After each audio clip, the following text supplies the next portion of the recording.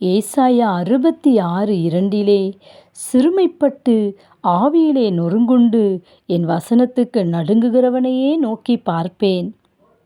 இன்றைக்கு அநேகர் கர்த்தருடைய வார்த்தையை அசட்டை செய்து விடுகிறார்கள்.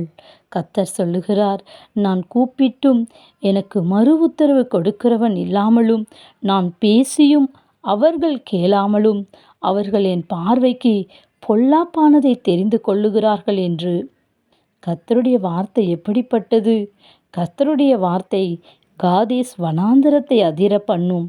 இன்றைக்கு நம் வாழ்விலே எப்படிப்பட்ட வனாந்தர பாதையாயிருந்தாலும் அப்படிப்பட்ட பிரச்சனைகளை அதிர்ந்து போய்விட கர்த்தருடைய வார்த்தை வல்லமையுள்ளதாயிருக்கிறது.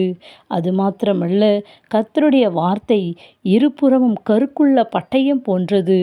வேண்டாததை நமக்குள்ளிருந்து அது எடுத்துவிடும். கர்த்தருடைய வார்த்தை நம்மை பரிசுத்தப்படுத்தக்கூடியது. இன்றைக்கும் கர்த்தர் நம்மை நோக்கி பார்க்க வேண்டுமென்றால் கர்த்தருடைய வார்த்தையை நாம் நோக்கி பார்க்க வேண்டும். Have a nice day. God bless you.